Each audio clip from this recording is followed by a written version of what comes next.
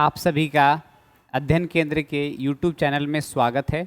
और आज हम लोग इस वीडियो के माध्यम से देखेंगे क्लास 10th का फिजिक्स भौतिकी और पहला चैप्टर हम लोग का डिटेल देखेंगे। तो आप हमारे साथ बने रहिए और इस वीडियो को आप जो है अच्छी तरीक़ा से देखेंगे और ऐसा हमें उम्मीद है। तो हम लोग स्टार्ट करते हैं आज का क्लास। और आज का क्लास जो है बहुत ही महत्वपूर्ण है और इस क्लास में हम लोग देखेंगे जो नए पैटर्न जो जैक के बने हैं, जिसमें से ऑब्जेक्टिव और सब्जेक्टिव दोनों तरह के क्वेश्चंस देखने को मिलेंगे। तो सभी क्वेश्चन को यहाँ पे हम लोग देखेंगे इस लाइव क्लास में। तो आप बने रहिए और हम लोग आज स्टार्ट करते हैं नया टॉपिक, नया चैप्टर। तो जल्द ही हम लोग यहाँ पे देखेंगे। जैसा कि आप यहाँ पे देख पा रहे हैं कि इसमें सबसे पहला जो है भौतिकी और यह फिजिक्स क्लास 10th के लिए है ये।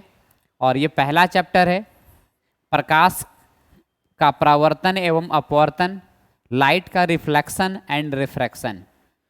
तो यह जो क्लास है स्पेशल रूप से जैक बोर्ड के लिए बनाया गया है। तो आप जैक बोर्ड के हैं तो इस वीडियो जो है आपके लिए। और यह जो क्लास है अध्ययन केंद्र के YouTube चैनल में चल रहा है। तो यदि आप नए हैं तो चैनल को सब्सक्राइब कर लें और बने रहें। तो जैसा कि यहाँ पे हम लोग देखेंगे और हम लोग के सामने जो है पहला चैप्टर का कुछ यहाँ पे इम्पोर्टेंट्स की पॉइंट लिखा हुआ है। तो आपको हम यहाँ से बताएंगे और देखेंगे इसमें क्या क्या लिखा हुआ है। जैसे सबसे पहले हम लोग देखेंगे लिखा हुआ प्रकाश का परावर्तन। ये चैप्टर का सबसे मेन पार्ट है, रिफ्लेक्शन ऑफ लाइट। उसका इंट्रोडक्शन सबसे पहले हम लोग यहाँ पे चेक करेंगे कि होता क्या है, प्रकाश क्या है।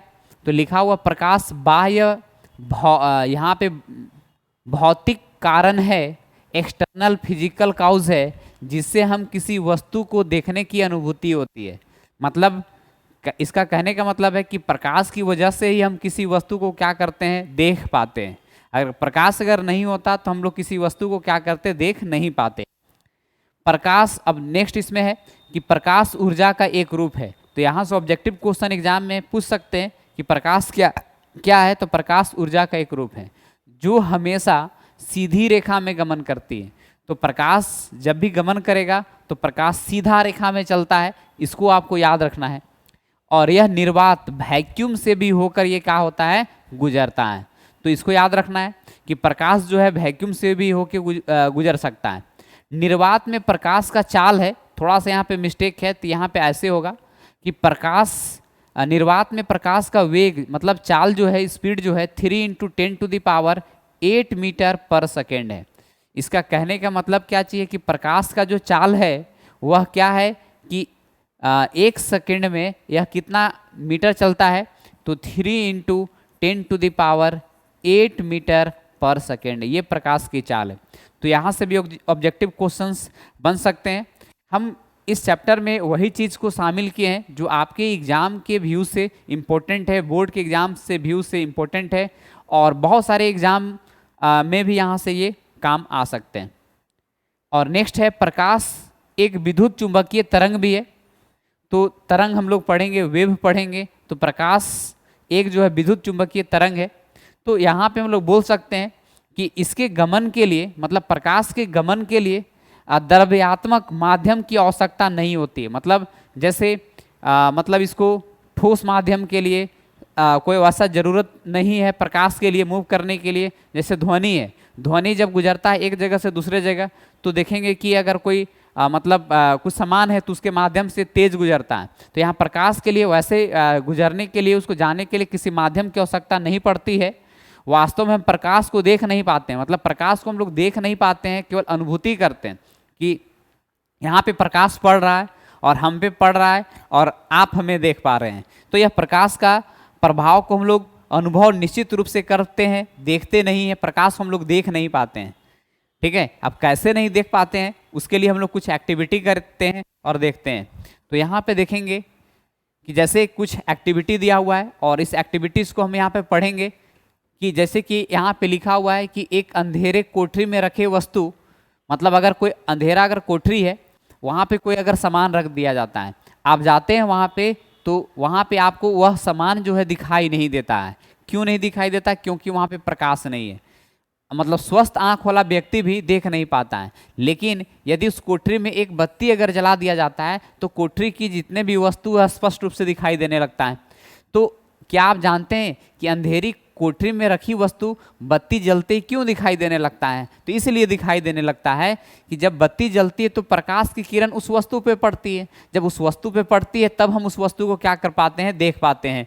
तो यहाँ पे बोला कि जब बत्ती जलती है तो प्रकाश की किरण उस वस्तु पर पड़ती है और पुनः परावर्तित होकर हमारी आंख रेटिना पर उस वस्तु की प्रतिबिंब बनती है, जिससे हम उस वस्तु को क्या करते हैं? देख पाते हैं।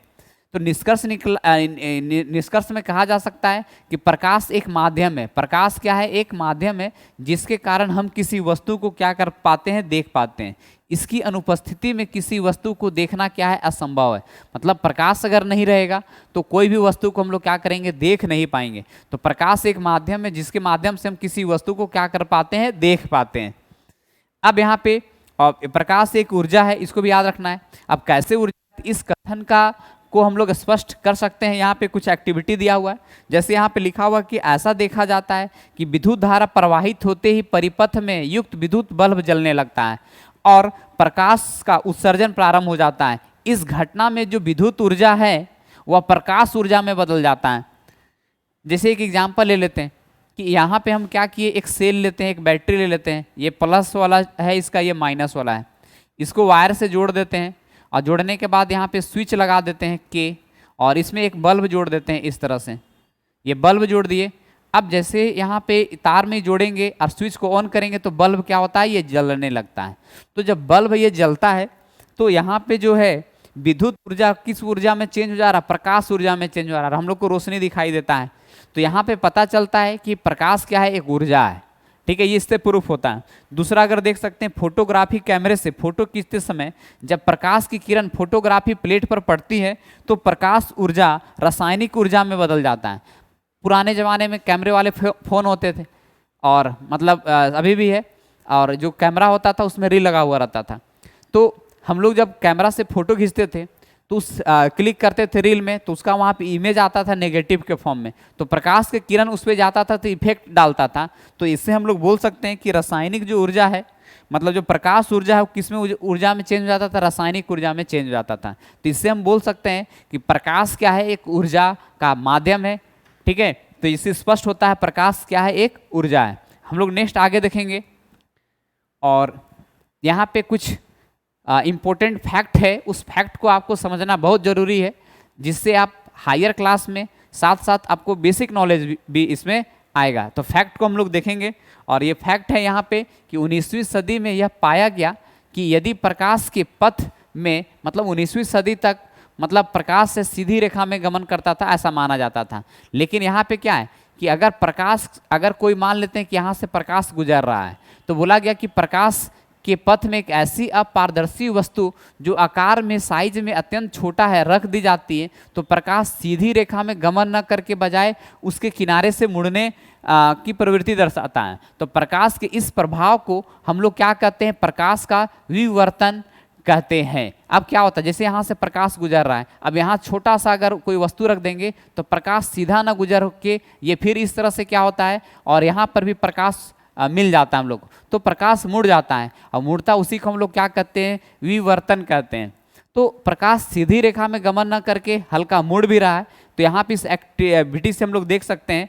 तो विवर्तन जैसी परिघटना की व्याख्या करने के लिए प्रकाश को तरंग, वेव के रूप में माना जाता है। मतलब कि प्रकाश क्या, जैसे वेव होता है, पानी में आप कंकड़ डालते हैं तो क्या होता है? तरंग उत्पन्न होता है कि नहीं? तो उसी तरह से प्रकाश का किरण जो है उसको हम लोग वेव मानते हैं।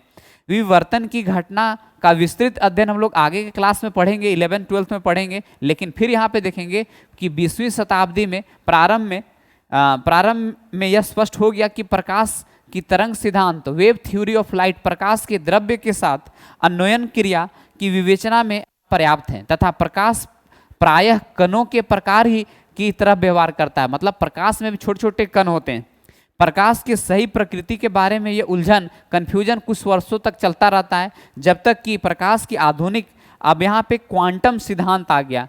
मॉडर्न क्वांटम सिद्धांत थ्योरी जब उभर के आया, तो उभर कर सामने आया, जिससे प्रकाश के न तो तरंग माना गया है और न ही कण माना गया है। मतलब क्वांटम थ्योरी में इसको प्रूव कर दिया गया कि प्रकाश तरंग नहीं है और न ही कण है। यह आधुनिक क्वांटम सिद्धांत प्रकाश के कण संबंधी गुणों तथा तरंग की प्रकृति के बीच सामंजस्य स्थापित किया और बताया कि प्रकाश क्या है, एक ऊर्जा है।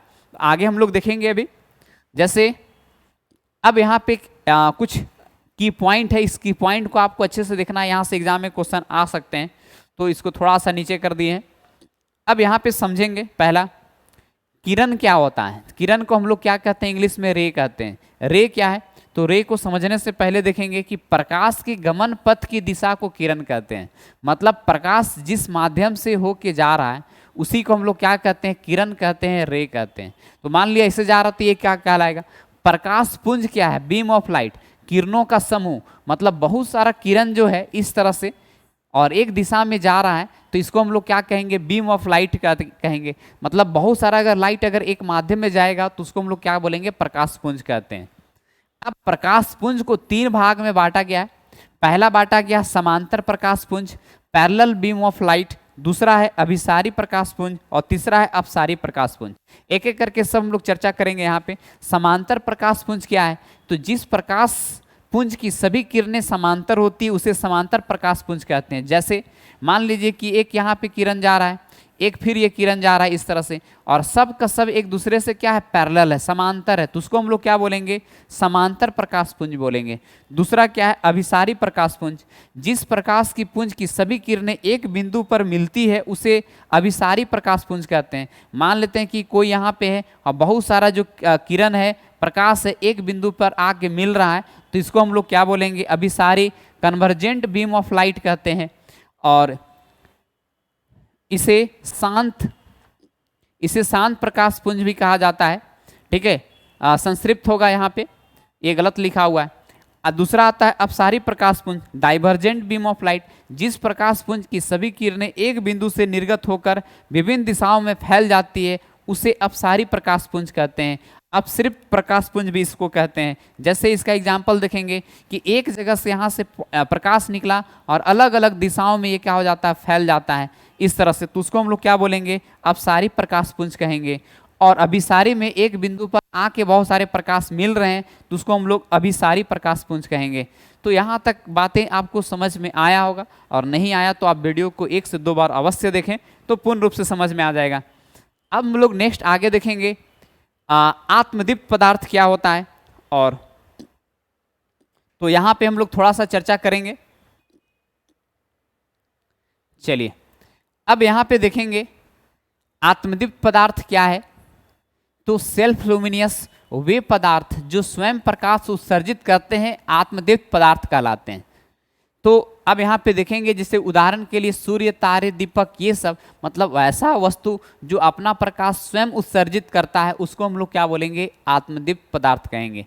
दूसरा है अदीप्त पदार्थ, नॉन लुमिनियस वे पदार्थ जो प्रकाश उत्सर्जित नहीं करते लेकिन प्रकाश की उपस्थिति में दिखाई पड़ते हैं, अदीप्त पदार्थ कहलाता है। अदीप्त पदार्थ अपने पर पड़ने वाले प्रकाश को वे क्या कर देता है, प्रवर्तित कर देता है, जिससे जैसे पत्थर है, टेबल है, कुर्सी है, बेंच है, पेन है, जो भी बोल सकते हैं। अब इसको याद रखना कि चंद्रमा भी क्या है, एक अदीप्त पदार्थ है, क्योंकि वह प्रकाश को उत्सर्जित नहीं करता है बल्कि सूर्य से पड़ने वाले जो प्रकाश को वह क्या करता है, प्रवर्तित करता है, और जिससे हम चंद्रमा को क्या करते हैं, देख पाते हैं। तो ये भी एग्जाम्पल हो जाएगा उसका। अब प्रकाशीय माध्यम क्या, ऑप्टिकल मीडियम क्या, वह क्षेत्र जिससे होकर प्रकाश वस्तु से निकलकर आंख तक पहुंचती है उसको प्रकाशीय माध्यम कहते हैं। जैसे हवा, पानी, कांच, ताप, इस तरह से। मतलब मान लीजिए सूर्य कहीं पे और है, बीच में हम लोग का वायुमंडल में क्या हवा है, उसके माध्यम से प्रकाश क्या हो रहा है, पार होके पहुंच रहा है कि नहीं। फिर यहाँ पे पानी अगर भर देंगे तो फिर प्रकाश जो है पानी को भी क्या कर जाता है, पार कर जाता है। तो यहाँ पे देखेंगे उसको हम लोग क्या बोलेंगे, ऑप्टिकल मीडियम कहते हैं, माध्यम कहते हैं। नेक्स्ट आगे हम लोग देखेंगे कि प्रकृति के अनुसार जो माध्यम है 2 प्रकार के होते हैं। जैसा पहला है समांगी होमोजीनियस। होमोजीनियस क्या है, समांगी माध्यम के प्रत्येक भाग के गुण एवं बनावट समान होते हैं, जैसे जल और कांच। अब पानी का अगर बात करते हैं तो पानी का सभी पानी जो है ऊपर या नीचे का कोई अगर ग्लास का लेंगे तो सभी एक समान का रहेगा, तो उसको हम लोग होमोजीनियस कहते हैं। विस्मांगी हेट्रोजीनियस क्या है? विस्मांगी माध्यम के प्रत्येक भाग की गुण और बनावट असमान होते हैं, जैसे गर्म एवं ठंडी हवा का मिश्रण, कैलासाइट इत्यादि। जैसे अब गर्मी के दिन में रूम में क्या होता है कि रूम में देखे होंगे पंखा जो ऊपर जो सीलिंग फैन होता है वो गर्म हवा देता है। क्यों देता है? इसलिए देता है कि रूम का जो जितने भी गर्म हवा है सब वो हल्का होने के कारण रूम के सबसे ऊपर चला जाता है, ऊपर में मौजूद होता है। ऊपर में पंखा लगाते हैं तो वही हवा को फिर वो क्या करता है, नीचे करता है। तो इसी चलते दीवार में क्या होना चाहिए, वॉल वाला फैन लगाना चाहिए, ठंडा आपको हवा देगा। अगर सीलिंग फैन लगाएंगे तो गर्म हवा देगा। तो यहाँ पे जो है हवा का मिश्रण है, नीचे हवा का ठंडा है, ऊपर हवा क्या चाहिए, गर्म है। एक ही रूम में दो तरह का हवा है तो अलग अलग मिश्रण रहेगा, उसको हम लोग क्या बोलेंगे, हेट्रोजीनियस कहते हैं। आगे है पारदर्शी पदार्थ, ट्रांसपेरेंट। जिन पदार्थ से होकर प्रकाश जो है पूर्ण रूप से आर पार निकल जाता है, गमन करता है, उसको हम लोग पारदर्शी पदार्थ कहते हैं, जैसे कांच, पानी, हवा इत्यादि। दूसरा क्या है, अपारदर्शी वस्तु है, जिसको जिन पदार्थों से होकर प्रकाश जो बाहर नहीं निकल पाता उसको हम लोग अपारदर्शी पदार्थ कहते हैं, जैसे पत्थर, ईंट इत्यादि। अब दूसरा उसमें एक और है, तो थोड़ा सा इसको हम ऊपर कर दे रहे हैं। और इसमें क्या है, पारभासी। जिन पदार्थ से होकर प्रकाश का कुछ अंश बाहर निकल जाता है और उसको पारभासी कहते हैं, जैसे तेल लगा हुआ कागज, घिसा हुआ कांच, ये सब कहलाता है। मतलब पारभासी में क्या होता है कि प्रकाश पूरा पूरा नहीं गुजरकर कुछ भाग उसका गुजरता है, उसको हम लोग पारभासी कहते हैं। जैसे कांच है, उसको रगड़ देंगे इस तरह से, फिर उससे प्रकाश अगर गुजारेंगे तो प्रकाश क्या होगा, कुछ कम गुजरेगा। तेल लगा हुआ कागज में अगर टॉर्च अगर मारेंगे तो उसमें प्रकाश कम जाएगा, तो उसको हम लोग क्या बोलते हैं, पारभासी कहते हैं। इसको याद रखना है। अब हम लोग देखेंगे कि हम लोग के पास एक नया टॉपिक है, छाया, शैडो। प्रकाश के गमन पथ पर जब कोई अपारदर्शी वस्तु अगर रख दिया जाता है तो क्या बन जाता है, तो उस प्रकाश को उस अपारदर्शी वस्तु को पार नहीं कर पाता है, और पार नहीं कर पाता है तो इसलिए वहाँ पे क्या बन जाता है, अंधेरा क्षेत्र बन जाता है, और जिसको हम लोग क्या कहते हैं, शैडो कहते हैं, छाया कहते हैं। यहाँ तक सबको बात समझ में आ गया होगा। अब है प्रकाश का प्रवर्तन, रिफ्लेक्शन ऑफ लाइट। जब प्रकाश की किरणें किसी समांगी माध्यम से चलकर अन्य वस्तु की सतह पर पड़ती है तो वे किरणें या तो वस्तु द्वारा अवशोषित हो जाती है या उस वस्तु से पार कर जाती है, या उसकी सतह से टकराकर लौट जाती है। इस तरह के प्रकाश की किरणों का पहले माध्यम में ही वापस लौटने की घटना को प्रकाश का क्या कहते हैं, परावर्तन कहते हैं। तो आपको यहाँ पे समझ में आया होगा कि प्रकाश का प्रवर्तन क्या है। प्रकाश जिस सतह से टकराती है अपने ही माध्यम में लौटता है, उसे परावर्तक सतह कहते हैं। इसका एग्जाम्पल भी हम लोग अभी देखेंगे। जैसे यहाँ पे हम लोग देख पा रहे हैं, इसको थोड़ा सा छोटा कर देते हैं। अब यहाँ पे छोटा कर दिए, अब इसको इरेज कर देते हैं। अब जैसे मान लेते हैं कि अगर यहाँ पे कोई प्लेन सरफेस है, अब इधर से अगर प्रकाश इसमें पड़ रहा है, प्रकाश इसमें पड़ रहा है, तो अगर ये प्लेन सरफेस से प्रकाश को क्या करेगा, रिफ्लेक्ट कर देगा। तो जहाँ अब ये लिखा हुआ है कि प्रकाश का प्रवर्तन, मतलब जिस माध्यम से प्रकाश आता है टकरा के फिर उसी माध्यम में लौट जाता है, तो उसी को हम लोग क्या बोलेंगे, प्रकाश का प्रवर्तन कहते हैं। और जिस सतह से टकराती है अपने ही माध्यम में लौट जाती है उसको परावर्तक सतह कहेंगे। मतलब ये जो है वह क्या है, तो परावर्तक सतह है, परावर्तक सतह। ठीक है, ये परावर्तक सतह जिससे जो आपतित किरण है ये टकराने के बाद परावर्तित हो जा रही है। अब इसको याद रखना है कि चांदी जो है सबसे अच्छा परावर्तक सतह होता है, मतलब चांदी जो है सबसे ज़्यादा उसमें रिफ्लेक्ट करता है। वैसे सामान्यतः परावर्तक सतह के रूप में समतल दर्पण भी है, इसका उपयोग हम लोग करते हैं, लेकिन सबसे ज़्यादा अगर एग्जाम में क्वेश्चन आएगा तो आपको यहाँ पे सही इसका आंसर है चांदी है। ठीक है, नेक्स्ट हम लोग आगे देखेंगे। अब आता है यहाँ पे देखेंगे परावर्तक सतह की प्रकृति के अनुसार यह दो प्रकार के होता है, एक नियमित परावर्तन, अब दूसरा होता है अनियमित परिवर्तन। पहले नियमित परावर्तन हम लोग देखेंगे। यहाँ पे नियमित परावर्तन, रेगुलर रिफ्लेक्शन क्या है, जब प्रकाश की किरणें चिकनी और चमकीली सतह पर पड़ती है तो वह नियमित रूप से परावर्तित हो जाता है। ऐसे परिवर्तन जो है नियमित परावर्तन कहते हैं। परावर्तित किरणें की पुंज नियमित परावर्तन कहलाता है। अब यहाँ पे देखेंगे, जैसे अगर यहाँ पे नियमित परावर्तन, ये नहीं है इसमें, ये इसका भाग है, ठीक है। यहाँ पे देखेंगे यहीं तक होगा ये। अब यहाँ पे जैसे मान लेते हैं कि यहाँ से प्रकाश पड़ा और ये पूरा का पूरा समतल है, तो प्रकाश ऐसे चला जाएगा, फिर प्रकाश ऐसे पड़ा तो फिर ऐसे चला जाएगा इस तरह से, फिर ऐसे पड़ा तो फिर ऐसे पड़ा, ऐसे चला जाएगा। प्रकाश देख रहे हैं एक कोण से आ रहा है, फिर इस तरह से चला जा रहा है। लेकिन अगर अनियमित परावर्तन रहेगा, अगर ये इस तरह से रहेगा, तो प्रकाश अगर ऐसे पड़ेगा तो इसमें ऐसे मूव कर जाएगा, फिर अगर प्रकाश अगर ऐसे पड़ेगा तो इसमें ऐसे मूव कर जाएगा, प्रकाश ऐसे पड़ेगा तो इसमें ऐसे चला जाएगा ही। तो यहाँ पे इसको अनियमित परावर्तन कहेंगे, क्योंकि इसका सरफेस क्या चीज़ है, समतल नहीं है। तो जब समतल नहीं है तो इसका जो परावर्तन होगा इरेगुलर रिफ्लेक्शन होगा। जब प्रकाश की किरणें रुखड़ी और चमकीली सतह पर पड़ती तो वह अनियमित रूप से परावर्तित हो जाती, जिससे परावर्तन को अनियमित परावर्तन कहते हैं। तो इसमें अनियमित परावर्तन है, इसमें जो है नियमित है, एकदम सीक्वेंस सीधा सीधा देख रहे होंगे कि परावर्तित हो रहा है। तो ये दोनों में बेसिक रूप से अंतर है। अब हम लोग देखेंगे आगे कि समतल दर्पण से प्रकाश का परावर्तन कैसे होता है, ठीक है। तो इसको हम लोग समझते हैं अच्छे से थोड़ा। अब मान लेते हैं कि अगर कोई समतल दर्पण है, ये समतल दर्पण है, इसको हम लोग यहाँ पे ये कलर किया हुआ है, पॉलिश किया हुआ है।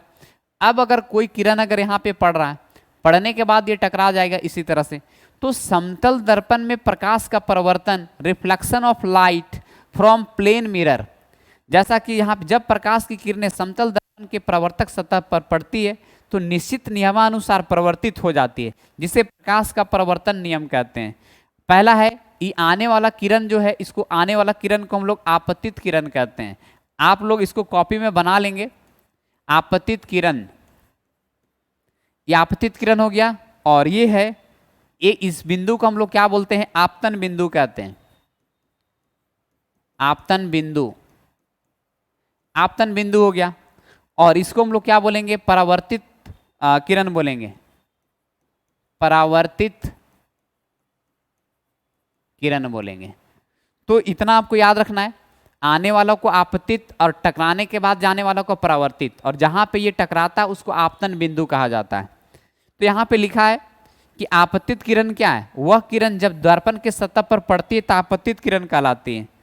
दूसरा है आपतन बिंदु, ये ए नंबर है, दर्पण की सतह पर स्थित वह बिंदु जहां पे आपतित किरण पड़ती है उसको आपतन बिंदु कहते हैं। परावर्तित किरण, वह किरण जो दर्पण के परावर्तक सतह से टकरा कर लौट जाती है उसको हम लोग क्या कहते हैं, परावर्तित किरण कहते हैं। तो आपको ये बेसिक मालूम होना चाहिए कि आता है तो आपतित किरण, टकराने के बाद जाता है तो उसको परावर्तित किरण कहते हैं, और जहां पे टकराता है उसको आपतन बिंदु कहते हैं। यहां तक क्लियर होगा। अब हम लोग आगे देखेंगे अभिलंब क्या है। अब यहां पे देखेंगे अभिलंब, जिसको हम लोग नॉर्मल कहते हैं, वह सीधी रेखा जो दर्पण के आपतन बिंदु पर लंब होती है और अभिलंब कहलाती है। दूसरे शब्दों में अभिलंब दर्पण के सतह के साथ 90 डिग्री का कोण बनाती है। जैसे आप यहाँ पे देख सकते हैं कि अगर इसको हम लोग यहाँ पे देखेंगे, ये कितना डिग्री का कोण बना रहा है, 90 डिग्री का। अभिलंब को डॉट डॉट से इसको डिनोट करते हैं, तो आपको ये भी मालूम होना चाहिए। इसको जो है अभिलंब है, ये अभिलंब, और ये कितने डिग्री का कोण बनाता है, 90 डिग्री का कोण बनाता है दर्पण के साथ में, इस भी मालूम होना चाहिए। दोनों तरफ 90 डिग्री बनाएगा। और अभिलंब कोई किरण नहीं है, बल्कि यह आपतित किरण और परावर्तित किरण को क्या करती है, अलग करती है, ये समझना पड़ेगा। अब है आपतन कोण क्या है। आपतन कोण एंगल ऑफ इंसिडेंस आपतित किरण और अभिलंब के साथ आपतन बिंदु पर जो कोण बनता है उसको आपतन कोण कहते हैं, और इसे प्रायः आई से सूचित किया जाता है। परावर्तन कोण क्या है कि परावर्तित किरण अभिलंब के साथ आपतन बिंदु पर जो कोण बनाती है उसको हम लोग परावर्तन कोण कहते हैं, और इसे आर से सूचित किया जाता है। प्रकाश के परावर्तन का नियम, प्रकाश के परावर्तन के आधारभूत नियम समतल तथा वक्र सतह दोनों के लिए समान होता है, इसको याद रखेंगे। और यहाँ पे हम लोग देखेंगे कि जैसे देखेंगे ये आने वाला है और अभिलंब के साथ अगर कोण बनाएगा तो इसको हम लोग आपतन कोण कहेंगे, और इसको ये जो टकराने के बाद बनेगा उसको हम लोग परावर्तन कोण कहेंगे। इसको आई से डिनोट करते हैं, इसको आर से डिनोट करते हैं। तो ये बेसिक रूल है। यहां तक हो गया। आगे नेक्स्ट क्वेश्चन। अब यहां पे देख सकते हैं कि आपके सामने जो है प्रकाश के, और सबसे इंपॉर्टेंट है, 2 नियम लिखा हुआ है। तो जैसे मान लेते हैं यहाँ पे इसको हम समझाते हैं।